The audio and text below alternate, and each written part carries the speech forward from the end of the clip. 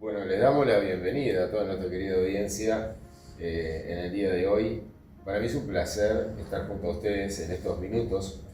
Lo primero que quiero hacer, dos cosas quiero hacer. La primera es decirles que en la segunda parte vamos a tener la instancia de poder orar por todas aquellas personas que se comuniquen con nosotros.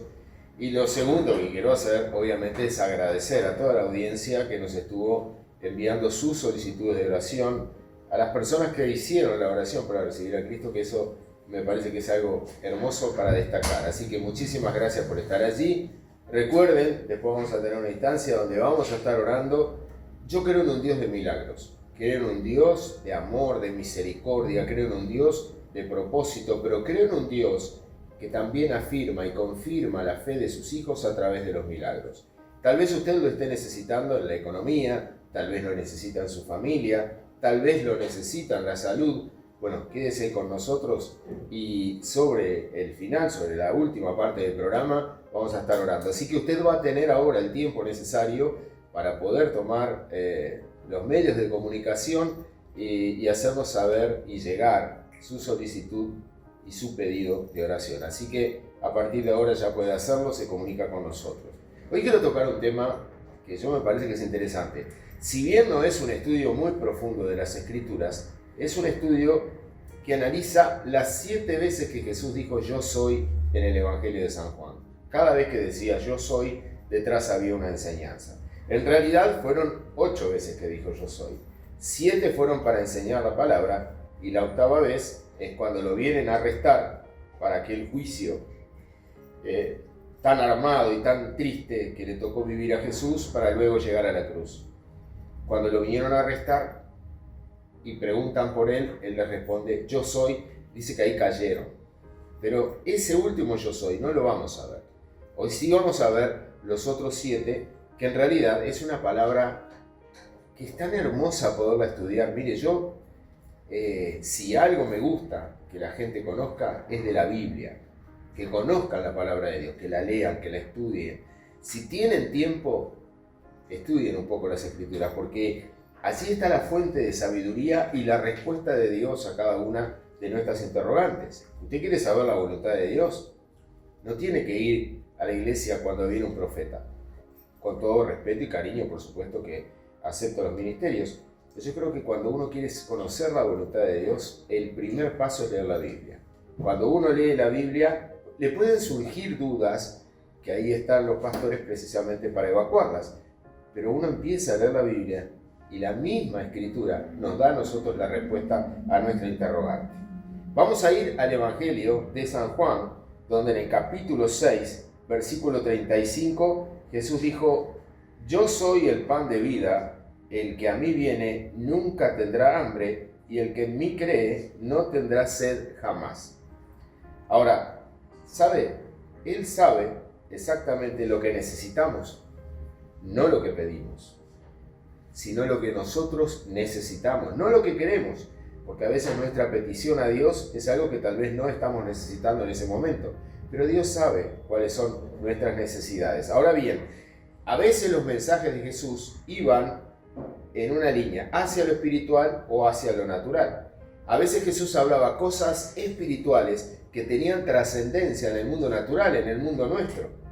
Entonces, a veces, las personas que escuchaban el mensaje de Jesús, cuando hablaba de las cosas naturales, no entendían que les estaba hablando cosas espirituales. Acá, por ejemplo, le dice, yo soy el pan de vida. No es para que la gente diga, tenemos que comernos a Jesús y hacer antropofagia. No, está hablando de otra cosa, está hablando de lo espiritual. Está hablando cómo Jesús puede ser el agua que calme nuestra sed si nosotros no entendemos ese plano de lo espiritual. Y es ahí cuando la gente natural, que vive en esta tierra de manera natural, que no conoce nada del Espíritu, obviamente no va a entender. Cuando Jesús dice, yo soy el pan para que ustedes se alimenten, yo soy el agua para que ustedes no tengan sed.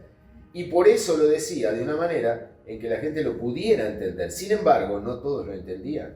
Y hasta el día de hoy, muchas veces, cuando nosotros tenemos la posibilidad de predicar los mensajes, hay gente que lo entiende y hay gente que no. Es algo que, por eso digo, la proyección del mensaje que a mí llega, ¿lo veo desde lo natural o lo veo desde lo espiritual? Este primer yo soy de Jesús lo tenemos que ver desde lo espiritual. O sea que Jesús es quien calma mi sed y quien calma también esa necesidad imperiosa de alimentarme. Yo me tengo que alimentar físicamente para vivir en un mundo físico. Tengo que tomar agua, no puedo pasar muchos días sin tomar agua. Pero también en lo espiritual pasa exactamente lo mismo.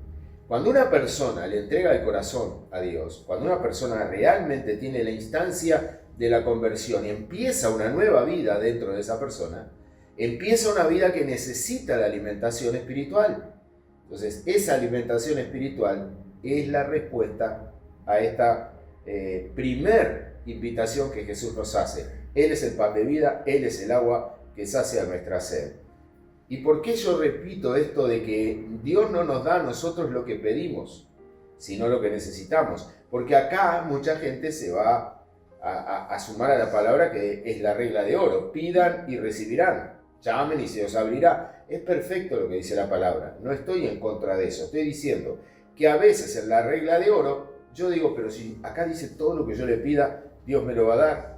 Y todavía va de la mano de Eclesiastés capítulo 3 versículo 1. Todo lo que se quiere debajo del sol en esta tierra tiene su hora. Entonces, si todo lo que yo le pida a Dios tiene su hora y Dios dice que me lo va a dar, entonces yo lo creo y lo pido. O al revés, lo pido y lo creo. Pero ¿sabe una cosa? Eso de la regla de oro, a veces no es tan así. Por el hecho de que incluso Jesús, cuando nos enseña a orar, nos habla del pan nuestro de cada día. Nos habla de las cosas naturales que nosotros necesitamos en este mundo natural. Al hablar de eso, nos está diciendo, no puedo darte tal vez algo que tú me estás pidiendo, porque todavía no es el tiempo de que lo recibas. Es como ese padre que tiene un hijo varón, que tiene 8 o 9 años y que el niño ve a su papá manejando. Va manejando su vehículo, su carro, su auto.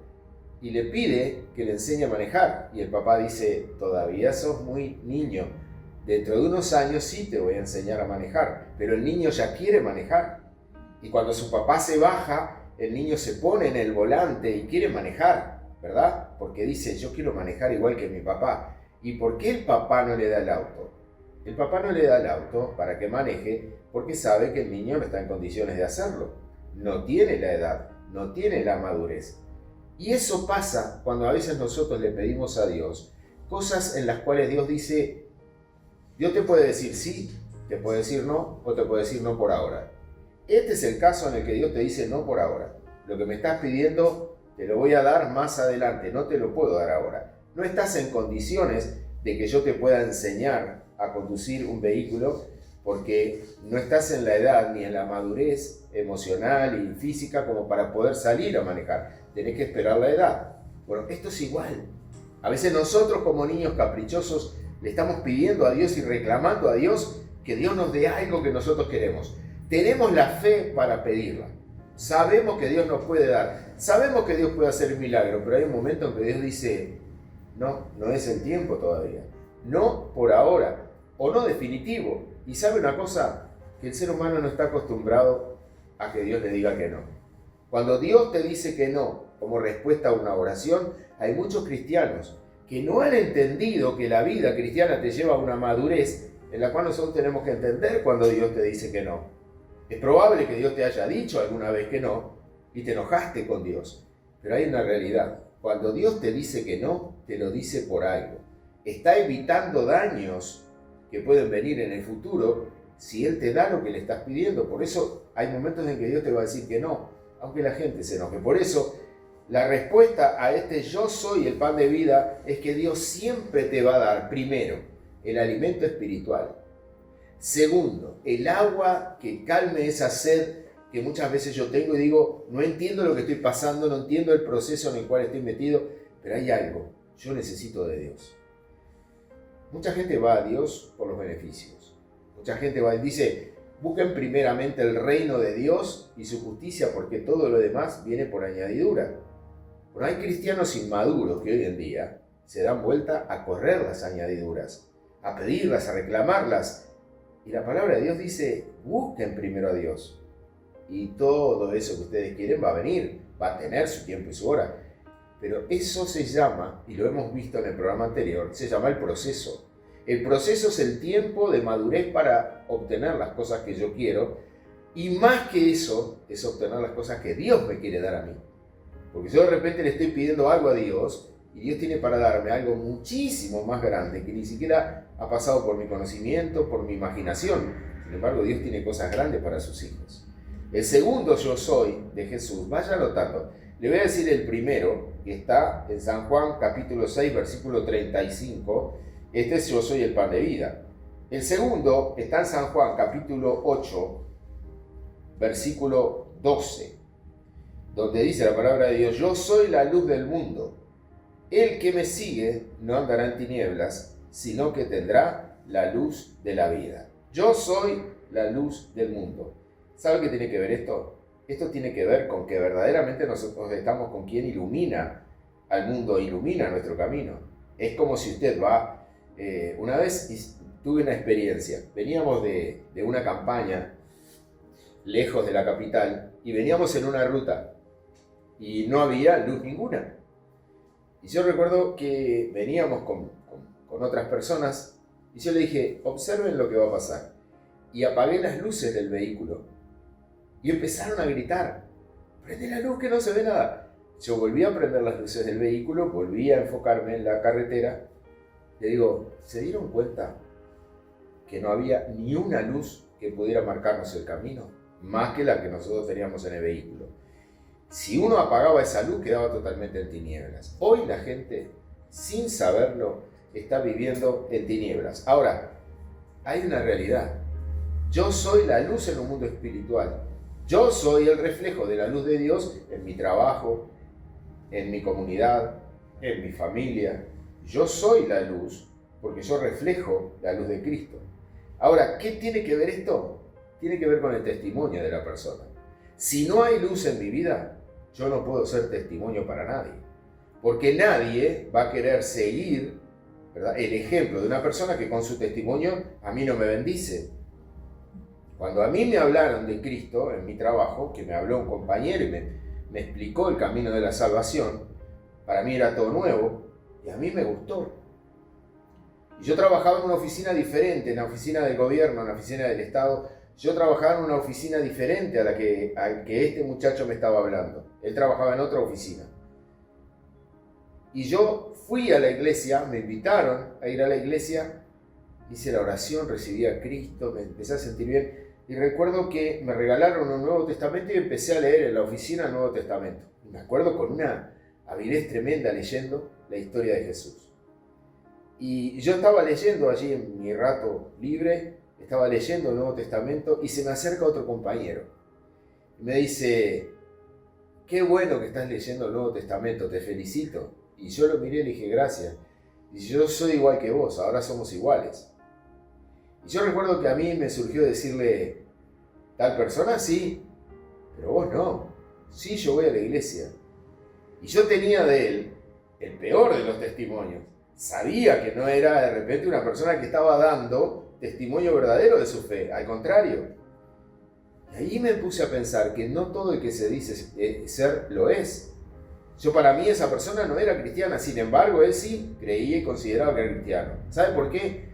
Porque para mí el testimonio que él me daba a mí no tenía luz.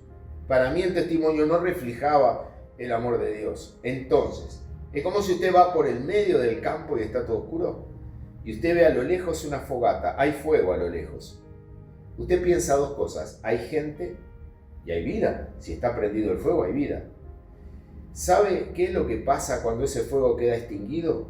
Al otro día, lo único que se acerca a esa fogata apagada son animales, a ver si quedó algo. A ver si quedó alguna sobra de algo para poder alimentarse. Es el único que se acerca. Entonces, el testimonio de un cristiano hoy en día es fundamental.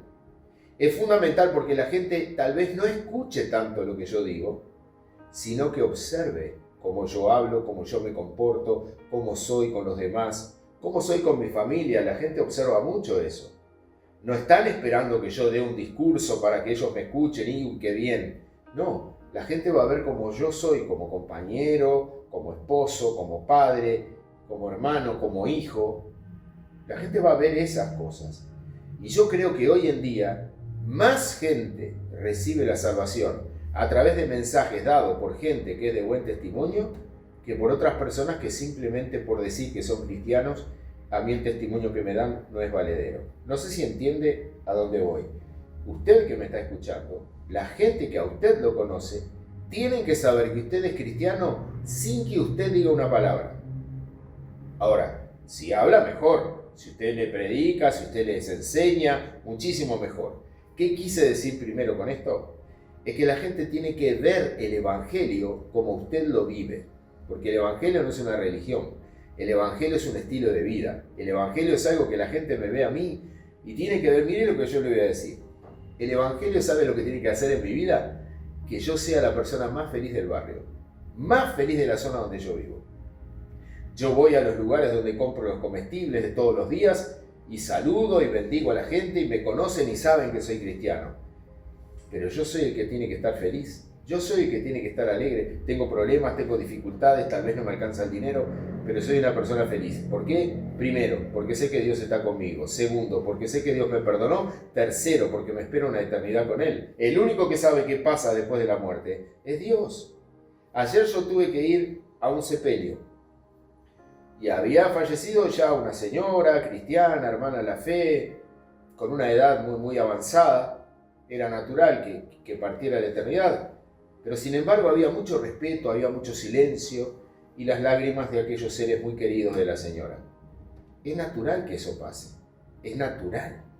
O sea, uno no puede ir a ese tipo de lugares alegres, felices y cantando coros. Obviamente que tiene que acompañar el momento de tristeza de la gente. Pero en líneas generales, más allá de eventos así, hoy la gente está triste, tiene una tristeza incorporada a su vida.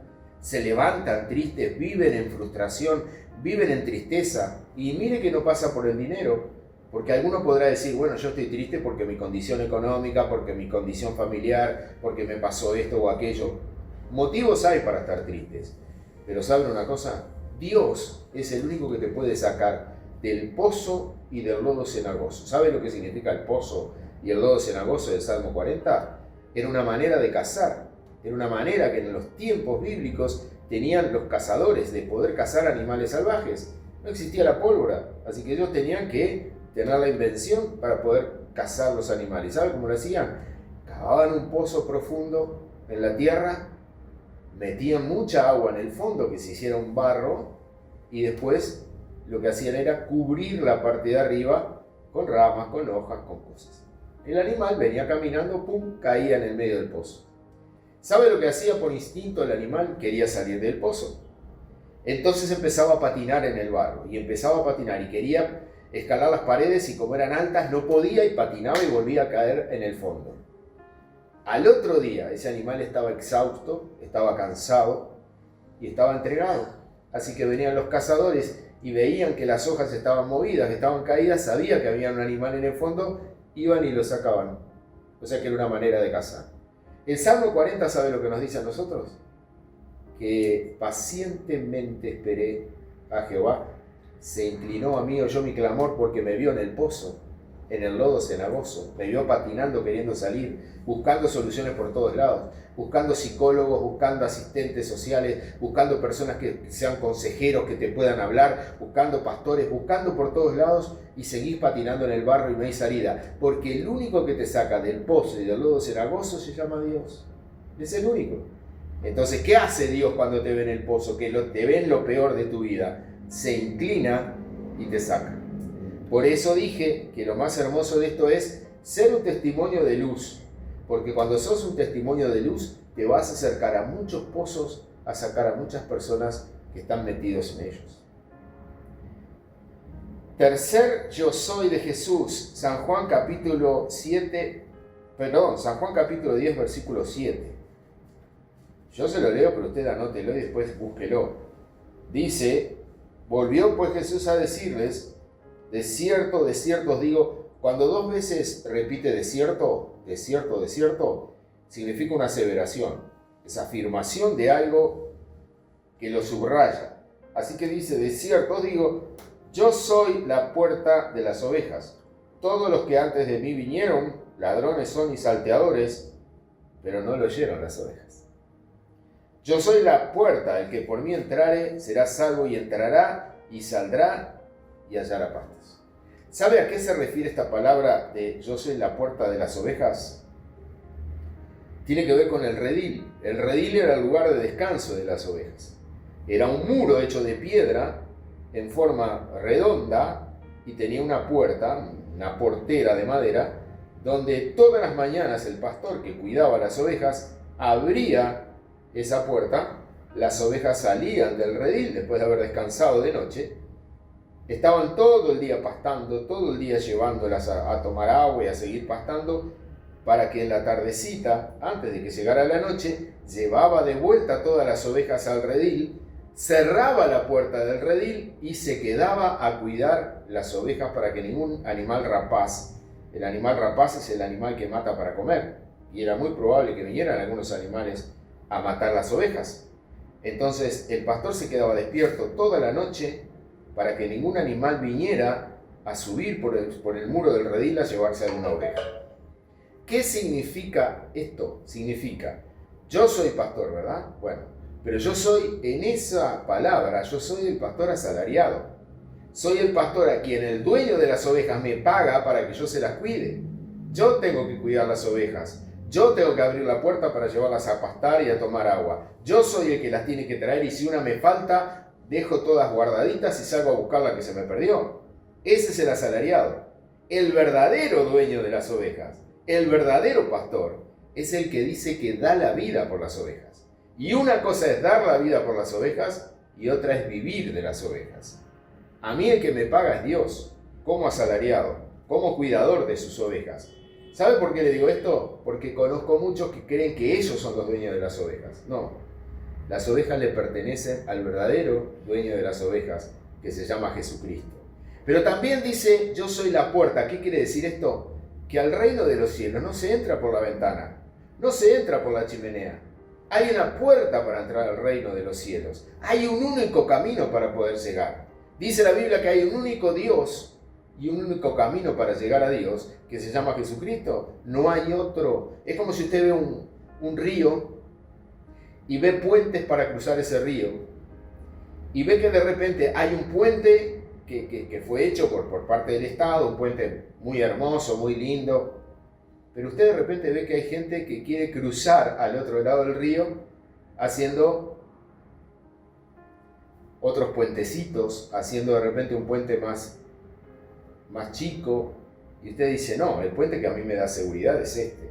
El puente que está habilitado es este. El puente que pasa una tormenta, que pasa un huracán, que pasa una inundación, es este. Yo voy a ir por el camino que me lleva al otro lado. Bueno, ¿sabe una cosa? Hay un solo Dios y estamos todos de acuerdo. Pero hay un solo camino para llegar a Dios, que se llama Jesús. Otro camino no hay. Y ahí está la clave de la salvación. No es que los cristianos seamos personas absolutas, de creer en los absolutos, porque dicen que los absolutos no existen. Pero sí le voy a decir algo. Yo le voy a decir, la verdad es absoluta. Hay una sola verdad. El camino es absoluto. Hay un solo camino. Y Dios es absoluto. Hay un solo Dios. Entonces, lo bueno es que la puerta de las ovejas, la que nos da entrada al reino de los cielos, es Jesucristo. Es el Señor, el único que dio la vida por nosotros, el único que resucitó al tercer día por nosotros y el único que hoy está a la diestra del Padre intercediendo por usted y por mí. Por eso le pido que llame, para que usted me dé a mí la posibilidad, y junto con Silvana vamos a estar en un rato orando. ¿Sabe para qué? Para que Dios haga un milagro en su vida. Sin duda que Dios quiere hacer un milagro en su vida, pero hay algo que nos quiere dejar en claro el Señor con los ojos hoy. Nos quiere dejar en claro que Él es la única puerta por la cual nosotros podemos entrar a su rebaño. ¿Usted quiere ser oveja del Señor? Bueno, no suba por el redil, entre por la puerta, porque si no, no va a hacerlo de la manera en que Dios lo quiere. El cuarto yo soy, Juan capítulo 10, versículo 11. Juan capítulo 10, versículo 11. Yo soy el buen pastor su vida da por las ovejas. Yo soy el buen pastor y las ovejas lo siguen. ¿Saben por qué las ovejas siguen al pastor? Porque oyen su voz. Y el pastor le dice, vamos, y esa palabra alcanza para que ellas lo siguen, pero los alienta, los cuida, les da seguridad, los lleva a los lugares donde Ellas saben que en ese lugar van a haber pastos. ¿Sabe por qué? Por una razón muy natural. La oveja es un animal que se desorienta fácilmente. La oveja agacha la cabeza a las 6, 7 de la mañana, se pone a comer pastito y pastito y pastito, son las 6 de la tarde y sigue comiendo pastito y no levantó la cabeza. Y a veces la oveja cuando levanta la cabeza ve que se le perdió el rebaño. Y como no tiene instinto natural para volver al rebaño, siempre se va al lugar opuesto. Muchas veces la oveja lo que hace es tratar de buscar un risco, tratar de buscar un lugar alto para ver si puede ver al rebaño. Y se mete más en problemas. Porque la cabra puede subir a los peñascos. La cabra puede subir a la ladera de una montaña. Porque tiene una pezuña de tal manera que se va enganchando en los riscos y se queda detenida en el medio de los riscos y no se cae. Pero la oveja no, la pata de la oveja es diferente. La oveja sube a un risco, se cae y se mata. Y están los animales rapaces. La oveja no se sabe defender ni siquiera de un perro. Entonces, ese es el gran problema que tiene el pastor cuando ve que le falta una oveja. Sabe que si esa oveja llega a la noche, al otro día la va a encontrar muerta. Y tiene que salir como buen pastor a buscar la oveja que se le perdió del rebaño. Entonces, la oveja no tiene ese instinto. La oveja tiene que estar siempre cerca del rebaño. Hay ovejas que, le voy a decir algo que capaz que alguno de ustedes dice eso, yo conozco gente así. Las ovejas más gordas, siempre se ponían detrás del pastor. El pastor iba allí, ellas iban detrás del pastor. Y pechaban y empujaban hacia los costados a las ovejas más delgadas. O las más jóvenes las corrían. Ellas se ponían ahí. Donde iba el pastor, ellas iban detrás del pastor. Las ovejas gordas. ¿Sabe que hoy, en algunos lugares, parece que pasa lo mismo? Hay ovejas gordas detrás del pastor, siempre atento a lo que pasa con el pastor, siempre estar ahí, cercanos. Pero no les importa que hayan otros. No les importa si hay ovejas más débiles que también tienen que seguir cerca del pastor. No les importa, las corren. ¿Y sabe lo que pasa cuando una oveja es rechazada por el rebaño? Se empieza a ir para el costado, se empieza a ir y como se desorienta, termina perdida la oveja. Y el pastor tiene que ir a buscar la oveja flaca que fue corrida por las ovejas gordas. ¿Eso le suena a algo que pase hoy en algún lugar? Bueno, lamentablemente sí. Pero por eso este yo soy es tan importante, porque él dice, yo soy el buen pastor. ¿Sabe que me encanta esto, no? Porque si no fuera el buen pastor, cuando alguien se pierde, él no lo iría a buscar, diría, bueno, ya conoce el Evangelio. Yo una vez escuché a un pastor decir la frase más triste y más dolorosa que escuché. Él dijo, yo no tengo problema que se me vayan 5 porque a mí se me van 5 miembros y Dios me manda 15. O sea que la parábola de la oveja perdida arrancó la hoja. Él estaba diciendo, a mí se me van 5, Dios me manda 15. Y eso no es bíblico. Ni es bíblico ni es lógico. Quiere decir que se vaya el que se tenga que ir, Dios me va a mandar más gente. No es así. La parábola de la oveja perdida nos habla de que el buen pastor, el dueño de las ovejas, nos exige a nosotros salir a buscar a aquella que se perdió. Porque tal vez fue por falta de atención pastoral, tal vez por falta de atención, tal vez porque no me di vuelta a darme cuenta que una se había ido porque las otras gordas la pecharon. Hay una cantidad de condicionantes que se dan en este cuadro bíblico para entender por qué a veces una oveja se empieza a ir al costado, se desorienta, vio un pasto por allá y se fue a comer un pasto por allá porque dijo, estas otras me pechan porque no me dejan acercarme al pastor. ¿Y sabe cuánta gente herida? ¿Sabe cuánta gente lastimada? ¿Sabe cuánta gente con un dolor tremendo en el corazón? Hoy muchas veces no se acercan a los altares cristianos o a las congregaciones cristianas porque dicen, no, a mí me lastimaron, a mí me hirieron. Yo quiero decirte que este es el momento que tenés para llamarnos a nosotros, porque hoy en este programa vamos a orar para que te reconcilies con Dios. Con Dios. Primero que te reconcilies con Dios. Primero que aceptes el perdón de Dios. Primero que aceptes la gracia de Dios. Que no la merecemos. Que gracia significa don no merecido. No merecemos la gracia de Dios. Pero Dios igual nos da esa gracia. Y en esa gracia, ¿sabe lo que quiere hacer Dios? Perdonarnos. ¿Sabe cuánta gente hay alejada de Dios? Yo creo que hay más gente afuera alejada de Dios que dentro de las propias congregaciones. Yo creo que en vez de hacer campañas para gente nueva, hay que hacer campañas para gente apartada. Y a mí, quiere que le diga algo, me duele tanto ver tanta gente alejada de Dios, a veces por los pechazos de las ovejas gordas, a veces porque el pastor va muy lejos de las ovejas y el que me quiera seguir, que me siga, y el que se quiera quedar, que se quede. Y hay gente lastimada, hay gente herida, hay gente llorando, hay gente que dice, ¿cómo quisiera ir? Pero ¿a dónde voy? ¿A dónde voy que no me lastimen? ¿A dónde voy que me aprecien no por lo que tenga o deje de tener, sino por lo que soy? Porque a Dios no le importa su dinero, a Dios le importa su salvación. A Dios no le importa lo que usted ponga. Dios lo único que le pide, Proverbios 23-26, es el corazón. Dame, hijo mío, tu corazón y miren tus ojos por mis caminos. Entonces, acá es donde se pone bueno el tema, porque Dios siempre está esperando la oportunidad de que vuelva ese hijo pródigo. ¿Sabe lo que significa la palabra pródigo? Porque muchos hablan del hijo pródigo, pero la palabra pródigo significa malgastador. Una persona que le diste mucho dinero y lo malgastó. Eso hizo el hijo pródigo. Malgastó toda su herencia. Y por eso es pródigo, no es prodigioso, pródigo. La palabra pródigo es una palabra dolorosa. Porque ese padre, que fue exigido por ese hijo, que no tenía el derecho de pedir porque la herencia era cuando muriera el padre, él quiso vivir la vida. Hoy soy joven, quiero vivir la vida. Pero ¿sabe quién es el verdadero héroe en la película del hijo pródigo? No es el hijo que volvió. El verdadero héroe de la película del hijo pródigo es el padre que lo estaba esperando. Y lo estaba esperando de tal manera, con tanto amor. Por eso si hay gente que está como el hijo pródigo, dos cosas. La primera, el hijo pródigo dice que vuelve en sí. Y cuando vuelve en sí dice, pero yo estoy acá comiendo, ni siquiera puedo comer las bellotas que comen los chanchos. Ni siquiera puedo comer la comida de los cerdos.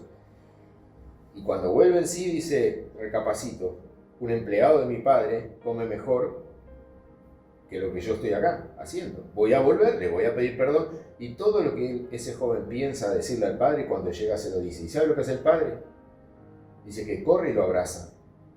Capaz que otra persona, que no fuera el padre, hubiera mirado a ese hijo pródigo venir y decirle a los empleados, llévenlo a bañarse y denle ropa limpia, que no se me acerque con ese olor asqueroso de cerdo que trae, ¿verdad? Podía haber dicho eso.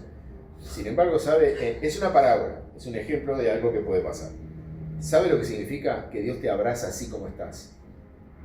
Aunque sepa que estás en los vicios, aunque sepa que estás en malos pasos, aunque sepa que te alejaste por motivos que tal vez otros tuvieron que ver, pero Dios sabe todo. Sabe lo que hiciste y lo que dejaste de hacer. Sabe un montón de cosas, mucho más de lo que sabes tú mismo de ti. Y sin embargo, los brazos del Padre se abrieron para abrazar a ese hijo pródigo y yo me imagino que ese padre habrá abrazado al hijo, aunque viniera embarrado, aunque viniera con un olor asqueroso, lo abrazó, porque lo que importaba era el hijo, no la ropa del hijo. Y le da el anillo. ¿Sabe lo que era darle el anillo? Significaba bienvenido de vuelta a la familia, bienvenido de vuelta a la salvación. Hay una mesa imaginaria, pero hay una mesa espiritual aquí llena de anillos que Dios quiere poner en la mano de muchos de ustedes. El anillo de bienvenido de vuelta a la familia, bienvenido de vuelta a la salvación. Te habías extraviado, te habías ido, pero hoy es el día. Yo deseo de todo corazón que haya gente que en este momento esté llamando, porque dentro de un ratito vamos a estar orando por ustedes por el tema de la reconciliación. Pero voy rápidamente. Estamos en San Juan 11:25. Anótelo. San Juan 11:25. Jesús le dijo, yo soy la resurrección y la vida. El que cree en mí, aunque esté muerto, vivirá. La resurrección y la vida, tu fortaleza, tu aliento, el que te pastorea, tu primer amor, nuestra esperanza, todo es Él. Todo es Él. Yo me pregunto, ¿qué sería de nosotros si no fuera por Él? ¿Qué sería de nosotros si Él no nos hubiera perdonado? ¿Dónde estaríamos? Y muchos capaz que ni siquiera estarían con vida. Y sobre todo, no tendrían esperanza. Pero cuando Él dice esta palabra, yo soy la resurrección y la vida, se lo estaba diciendo a dos hermanas que habían perdido a Lázaro, a su hermano. Y las dos hermanas tenían fe para el futuro, no para ese día. Porque dijeron, Jesús, llegaste tarde. Tenías que haber venido cuando te mandamos a buscar hace 10 días. Estabas aquí a 2 kilómetros, podías haber venido. llegaste tarde. A veces hay gente que cree que Dios llegó tarde. ¿Por qué Dios hiciste esto? ¿Por qué permitiste esto? Y a veces Dios no nos da la respuesta, hace silencio. ¿Y sabe qué es doloroso el silencio de Dios cuando uno está buscando una respuesta? María y Marta estaban las dos bastante defraudadas con Dios, bastante defraudadas con Jesús, porque dijeron, si vimos resucitar muertos, si vimos sanar leprosos, si vimos ver vista a los ciegos, si vimos... ¿Qué le costaba venir y sanar al amigo de la infancia? No nos olvidemos que Betania estaba cerca de Belén, seguramente se conocían. Y sin embargo, ese Jesús que venía a la casa de María, de Marta, de Lázaro y pasaba con ellos, ese Jesús estando cerca lo mandaron a buscar y Jesús no vino. Es más, se quedó más días. ¿Y saben qué? Se murió Lázaro. Y cuando se murió Lázaro, que los discípulos no entendían por qué lo venían tanto a buscar para que fuera a ver a Lázaro, él dice, bueno muchachos, ahora sí, Lázaro se murió. ¿Y saben lo que vamos a hacer? Ahora sí vamos a ir. Ahora, usted dirá, ¿por qué demoró? ¿Por qué no hizo el milagro de sanidad? Mire, si Jesús hacía el milagro de sanidad, tomaba la mano de Lázaro, Lázaro, levántate de esta cama, y Lázaro se levantaba, 200 personas se iban a poner felices. Pero ¿sabe lo que pasó?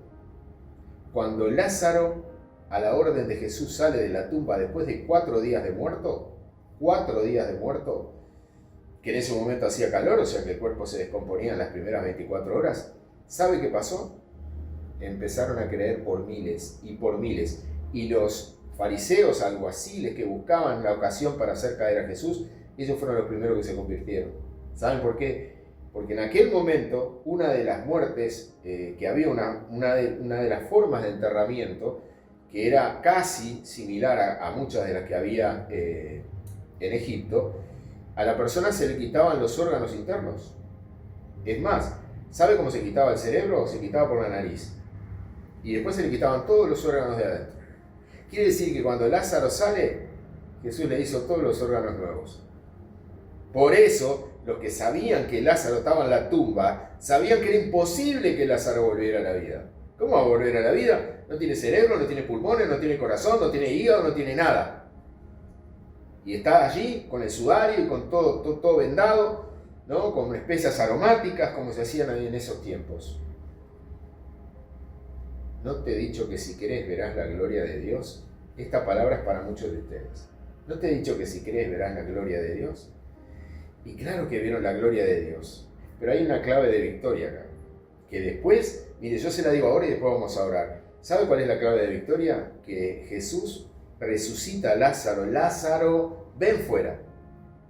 Y cuando Lázaro sale fuera, que sale atado, ¿por qué Jesús no fue a desatarlo? ¿Por qué Jesús mismo no fue a desatar a Lázaro? Sino que le dio la orden a sus amigos, a los discípulos, de decir, vayan ustedes y desátenlo. ¿Sabe por qué? Porque lo que Dios resucita, la iglesia tiene la obligación de desatar. Y hoy, en la oración, vamos a desatar la gloria de Dios sobre tu vida.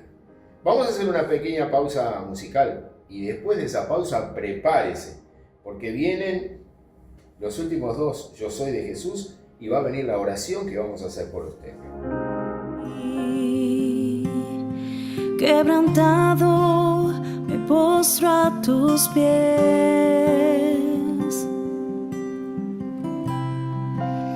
es tu gran amor restaurando todo mi ser. Vuelvo a ti, quiero descansar.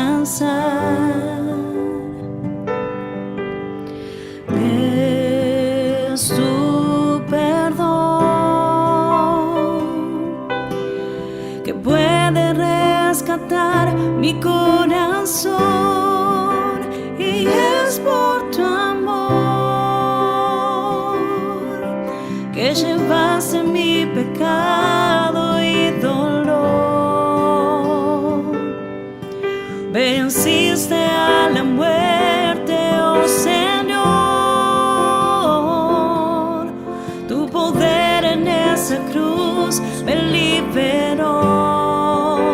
y es por tu amor que tu gracia inmerecida me alcanzó. Te entrego mi mejor adoración. Haz tu voluntad en mí.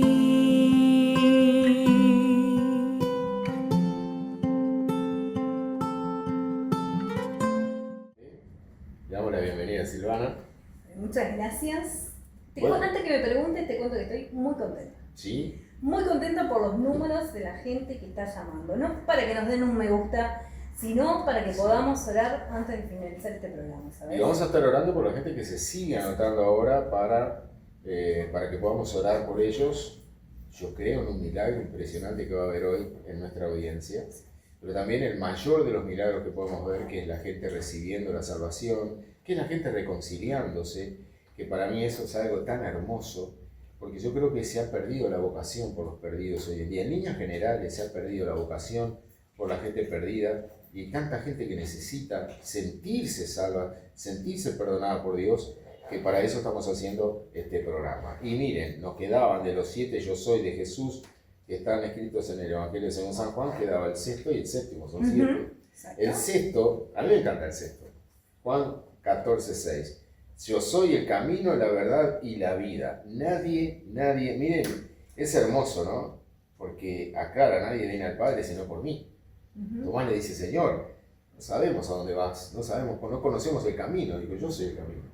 Pero esto tiene que ver con algo que era una piedra que estaba escrito en el camino que llevaba al templo. Esa piedra enorme que estaba en la entrada del camino decía camino de verdad y vida. Y de ahí se toma Jesús esta palabra.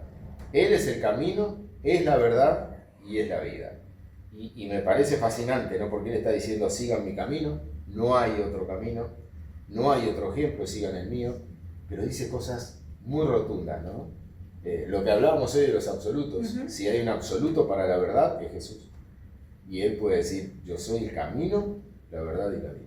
Pero no sé, yo soy, o sea, no hacía falta más nada que yo soy. La contundencia de cómo lo dice, ¿no? Lo convicción. frontal, no hay otro camino.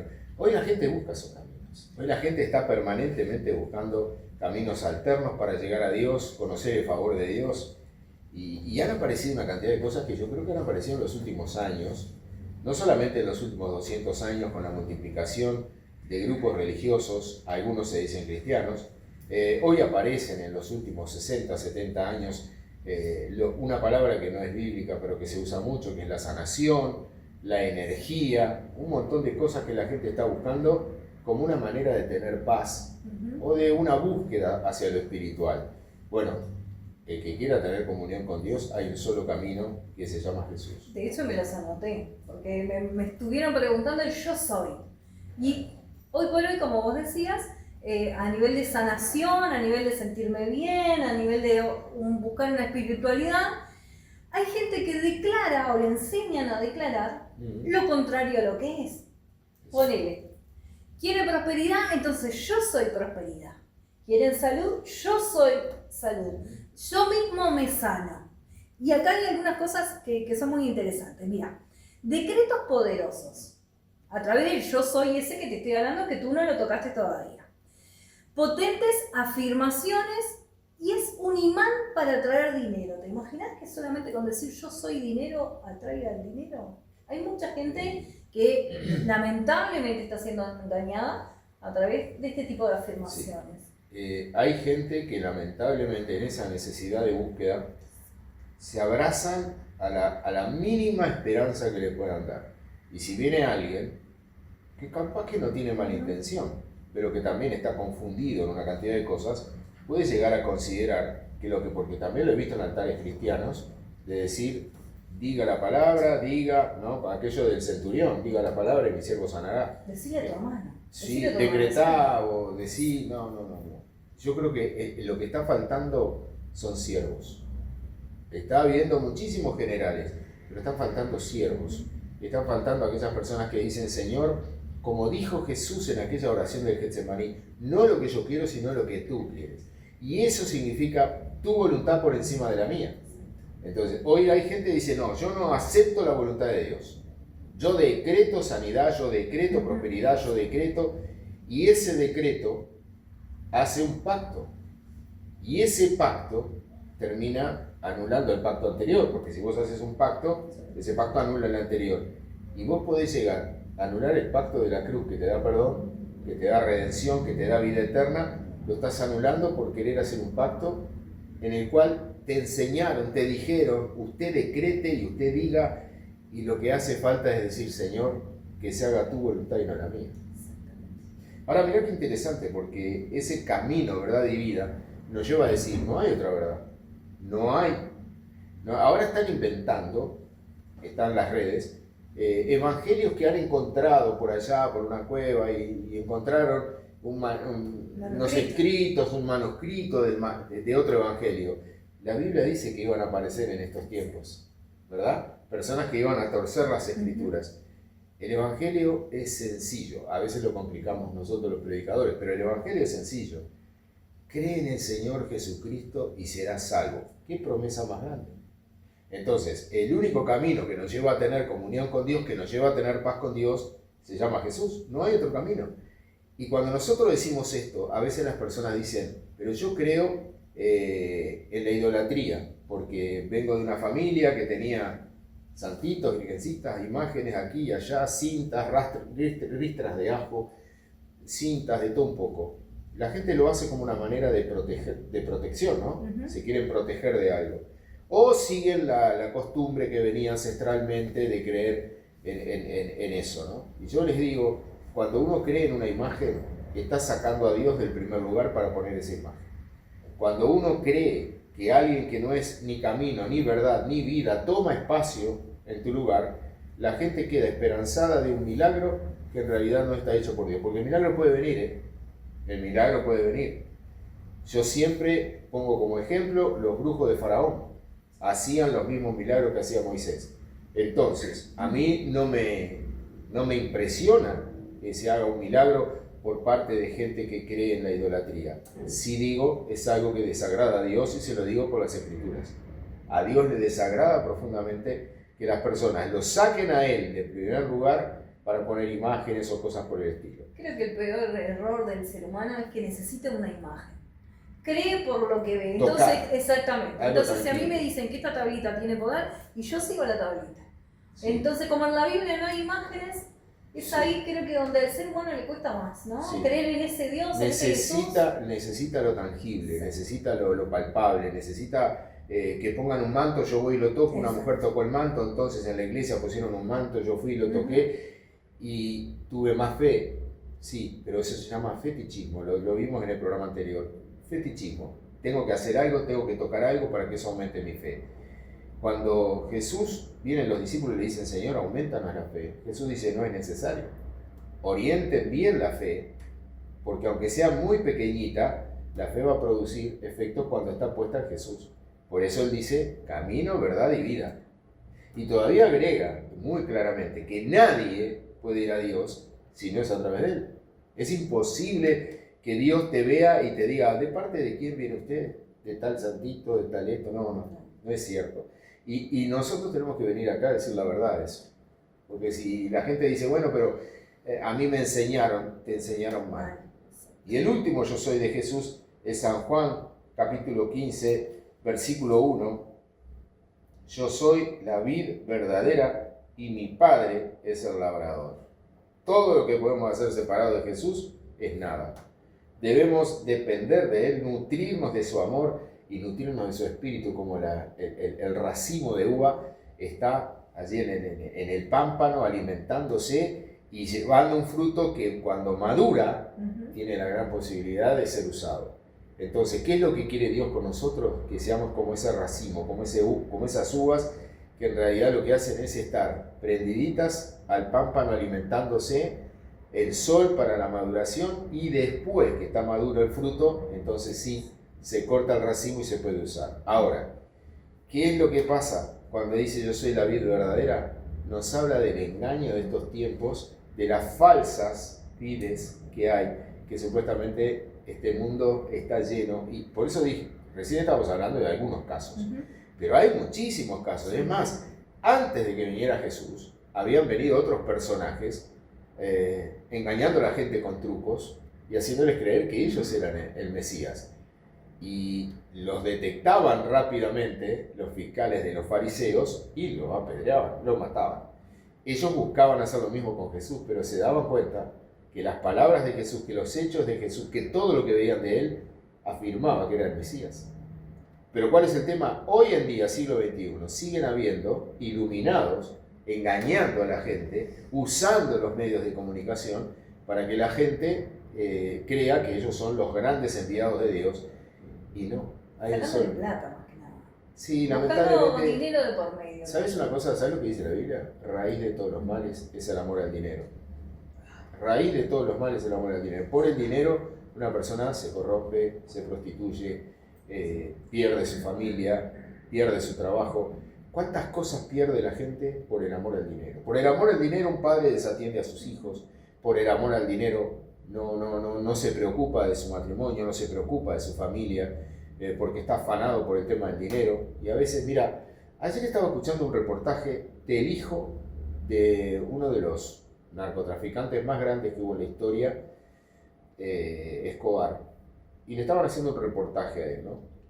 Y yo me quedé escuchando porque escuché una frase que me pareció increíble. El hijo de Escobar le dijo, su padre, con todo el dinero que tenía, ¿cómo era? Fue la persona más triste y más infeliz que uno pueda conocer, porque nunca pudo dormir en paz. Aún teniendo un ejército alrededor, él nunca tuvo paz, nunca fue feliz. Hacía dinero, pero tenía que estar siempre pensando si alguien no lo iba a traicionar, iba a terminar muerto, y nunca disfrutó todo el dinero que tenía. Eso es que cuando él dijo eso yo pensé, y la gente habrá pensado, con todos los millones y millones de dólares mal habidos que tuvo, debe de haberse dado los gustos que todo el mundo se podría querer dar en la vida. Bueno, él no se podría dar ningún gusto. Lo único que tenía era plata, pero no tenía ni paz ni felicidad. Precisamente, la plata no da la felicidad. Un tema para otro programa, digo yo. Yo creo que sí, yo creo que sí. El tema Mirá, plata, dinero es algo que... te digo algo, estoy pensando que para la próxima semana vamos a hablar de lo que algunos dan en llamar economía de reino. Y yo cuando me dijeron esa frase, economía de reino, ¿qué es economía de reino? Y me puse a pensar cuánta gente astuta, cuánta gente brillante, inteligente, ha tomado los altares para desde los altares hablar de un tema que, si bien puede estar en las escrituras algún pasaje que hable del dinero, yo tengo el ejemplo de nuestro Señor. Y Jesús no tenía una almohada. Yo le gané a Jesús, yo tengo dos almohadas, Jesús no tenía una. Entonces, cuando hablemos de economía de reino, nos vamos a dar cuenta que Jesús nos enseñó a que teniendo el pan de hoy, no nos preocupemos ni siquiera por el pan de mañana. Vamos a tocar ese tema, pero lo vamos a tocar en otro momento. Como estamos, Silvana, en los minutos finales y lo habíamos prometido, vamos a hacer una oración.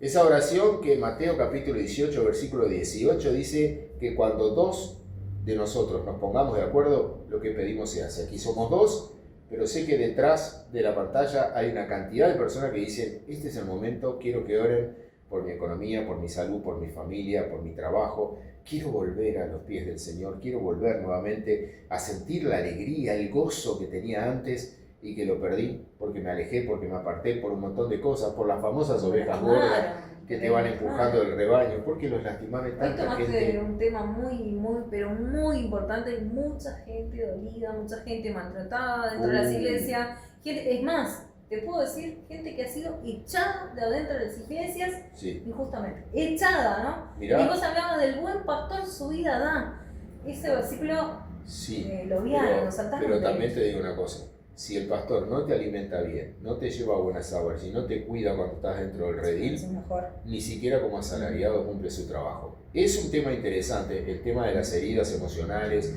el tema de la sanidad interior, lo vamos a tocar, lo vamos a tocar en algún programa, porque creo que hay mucha gente que lamentablemente donde fue herida, precisamente fue en el seno tal vez de alguna congregación, es otro tema, pero cuando lo toquemos vamos a ver como decía Silvana, cuánta gente lastimada, cuánta gente alejada, queriendo encontrar la puerta y no pudiéndola encontrar, cuando la puerta es Jesús. ¿Oramos? Oramos, sí, creo que sí. Yo le invito allí donde usted está que nos pueda acompañar en esta oración. Dios y Padre, quiero darte gracias porque conforme lo que dice tu palabra estamos orando, Señor, poniéndonos de acuerdo. Y vamos a orar ahora, Señor, por toda esta gente, Señor, que nos están llegando, Señor, a través de este programa, están llegando, Señor, a llamarnos, a enviarnos su necesidad. Queremos orar, Señor. Primero queremos orar, Padre, por lo más importante, que es por la salvación, Padre, para que tú, Señor, puedas aceptar y recibir la fe tan genuina, tan noble y tan hermosa que muchas personas en este momento tienen para creer y confesar que Jesucristo es el Señor. Padre, yo quiero que tú, Señor, bendigas a esas personas que hoy por primera vez están escuchando el mensaje cristiano o que tal vez lo han escuchado, pero que hoy tienen que tomar esa decisión de entregarte el corazón. Pero también oramos, Señor, en esta hora por aquellos que conociendo el mensaje, conociendo el Evangelio, Señor, se han alejado y están en una situación, Señor, queriendo volver y no sabiendo cómo. Padre, tráelos, Señor, con lazos de amor. Tráelos, Señor, enamóralos de ti nuevamente para que esas personas entiendan, Padre, de que tú nunca le soltaste la mano. Tal vez sí lo hizo la iglesia local, tal vez sí lo hizo el ministerio del hombre, pero no tú, Señor, que tú nunca le soltaste la mano a personas que realmente, Señor, en esta hora, con lágrimas en sus ojos, están volviendo, Señor, nuevamente al camino. Ahora, Señor, Señor, como algo tan hermoso te quiero pedir que confirme con sanidad este momento tan especial, Señor, que estamos orando. Hay personas con enfermedades, hay personas con papeles en sus manos, Señor, que le han dado los médicos y los estudios clínicos. Yo te pido en el nombre de Jesús, para ti no es un problema sanar, para ti es un problema, Señor, que a veces no sepamos esperar la instancia de esperar el milagro. Señor, yo creo en los milagros, creo en tu poder, creo en tu gracia y creo en tu misericordia. Y te pido que ahora, Señor, esa enfermedad desaparezca, Padre. Que cuando las personas vayan al médico solamente constaten y confirmen, Señor amado, que desapareció el cáncer, desapareció la enfermedad, se fue, Señor, todo dolor de los huesos, todo dolor de los músculos, todo problema que había, se sana en el nombre de Jesús, porque por tu llaga nosotros fuimos sanados y esa promesa la tomamos por la fe, orando, Señor, por toda esta gente que en este momento, Señor, está necesitando de parte tuya un milagro en sus vidas. Señor, te doy gracias porque sé que eres tú, Señor, el que te vas a glorificar y nosotros, Señor, nos alegramos de ser un poquitito instrumentos en tus manos. Pero la gloria, la honra y la alabanza es toda para ti, Señor. Gracias en el nombre de Jesús. Amén y amén. Yo deseo de todo corazón que sigan llamando, que se sigan comunicando, porque aún terminado el programa vamos a tomar las listas de oración y las vamos a llevar con nosotros y nos va a dar muchísima alegría, muchísimo gozo poder seguir orando por ustedes, por su familia, por sus sueños. No abandone sus sueños. Páseles un trapito a todas las promesas de Dios, póngaselas en su corazón y sígalas creyendo, porque Dios no es hombre, Dios no miente, Dios sigue siendo fiel. Y nunca se olvide de esto.